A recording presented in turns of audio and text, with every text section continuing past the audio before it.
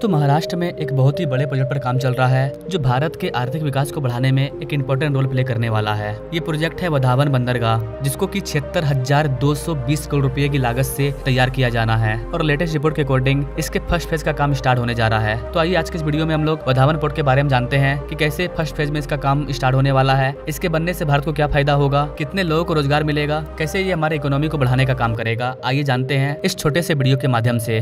नमस्कार दोस्तों, मैं विकास और आप देख रहे हैं ऑल इंडिया प्रोजेक्ट। गाइस आपको बता दें कि JNPT और महाराष्ट्र समुद्री बोर्ड MMB 13,000 करोड़ रुपए की शुरुआती निवेश के साथ इसके पहले चरण का काम शुरू करने वाले हैं। यहाँ पर आपको बता दें गाइस कि इस वाले पोर्ट को 2 चरणों में बनाया जाना है। पहला चरण 2029 तक बनकर के तैयार हो जाएगा, ऐसा उम्मीद है, जिसकी क्षमता 15 मिलियन TEUs होगी और दूसरे चरण को 2035 से 2039 के बीच में पूरा करने का टारगेट रखा गया है। JNPT के चेयरमैन उन्मेष वाघ ने बताया कि परियोजना की कुल लागत 76,220 करोड़ रुपए है, जिसमें पहले चरण के लिए 50,000 करोड़ रुपए की आवश्यकता होगी। चेयरमैन ने कहा कि निर्माण कार्य मानसून के मौसम के तुरंत बाद शुरू होने वाला है, जिसकी शुरुआत सड़क निर्माण से होगी। सबसे पहले कनेक्टिविटी प्रदान किया जाएगा। सड़क ही अच्छा नहीं होगा तो बड़ी बड़ी मशीनें यहाँ पर कैसे आएगी। किसी भी देश के विकास में, किसी भी जगह के विकास में सबसे पहले जो इंपॉर्टेंट रोल प्ले करता है वो है सड़क। सड़क अगर होगा ही नहीं तो वहाँ पर आप पहुंच ही नहीं पाओगे सही तरीके से, और जब आप वहाँ पर पहुंच ही नहीं पाओगे तो उसका विकास कैसे करोगे। यही कारण है कि भारत सरकार सबसे पहले भारत के कनेक्टिविटी पर ध्यान दे रही है।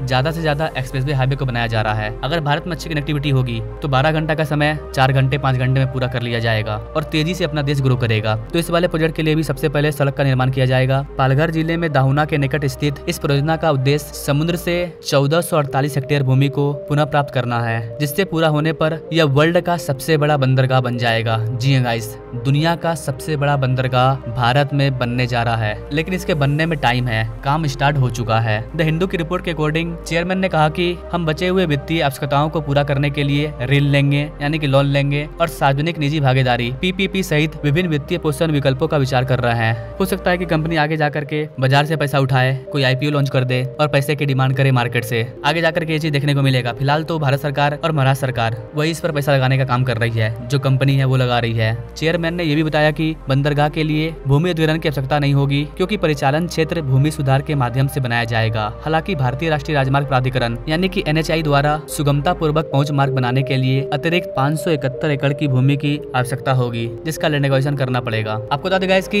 ये जो वधावन पोर्ट है, इसकी कल्पना बहुत पुरानी है।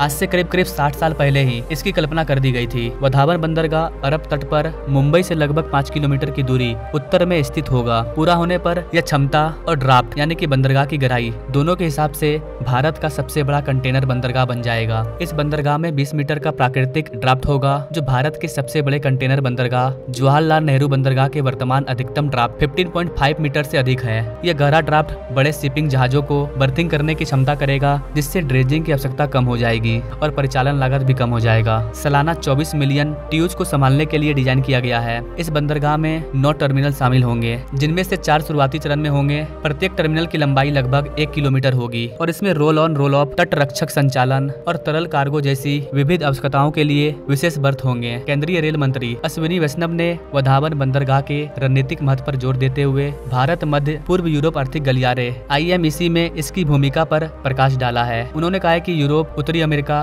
और रूस के साथ भारत का 37% व्यापार वर्तमान में स्वेज नहर के माध्यम से होता है। आपको बता देगा इसकी नए बंदरगाह से जवाहरलाल नेहरू बंदरगाह पर भीड़ भाड़ कम होने की उम्मीद है, जो शहरी विकास और बंदरगाह की सीमित गहराई के कारण माल निकासी संबंधी समस्याओं का सम्मान कर रहा है। तो देखा जाए तो यह प्रोजेक्ट न केवल महाराष्ट्र बल्कि पूरे भारत के लिए बहुत ही इंपॉर्टेंट प्रोजेक्ट है, क्योंकि भारत को अगर दुनिया के दूसरे कंट्री के साथ व्यापार करना है, चाहे वो प्रोडक्ट असम में बना हो, झारखंड में बना हो, बिहार में बना हो, उत्तर प्रदेश में बना हो, तमिलनाडु में बना हो, कहीं पर भी बना हो, उसको दुनिया के अलग अलग कंट्री में एक्सपोर्ट करने के लिए हमें बंदरगाह चाहिए। हमारे पास बंदरगाह तो बहुत सारे हैं, लेकिन इतने बड़े बड़े बंदरगाह नहीं है जहाँ पर दुनिया की सबसे बड़ी बड़ी शिप आकर के खड़ा हो सके। ऐसी कंडीशन में भारत सरकार बड़े बड़े पोर्ट को बनाने पर काम कर रही है। इस वाले पोर्ट में इतना लेट इसलिए हो रहा है क्योंकि इस वाले पोर्ट के लिए सरकार को कई सारे प्रॉब्लम फेस करने पड़ रहे हैं। यहाँ के जो आम लोग हैं वो इसे बनाना नहीं चाहते हैं। कई मछुआरे हैं जिनको यहाँ पर प्रॉब्लम हो जाएगा, तो कई सारे चैलेंजेस का सामना करना पड़ रहा है, जिसके वजह से इसका काम डिले हो रहा है। लेकिन अगर ये बन जाता है तो इससे पूरे भारत को फायदा होगा। अगर भारत को चाइना की तरह ग्रो करना है, जिस तरह से चाइना आज अपने चीजों को अलग अलग कंट्री में एक्सपोर्ट कर रहा है। अगर हमें भी अपने चीजों को बना करके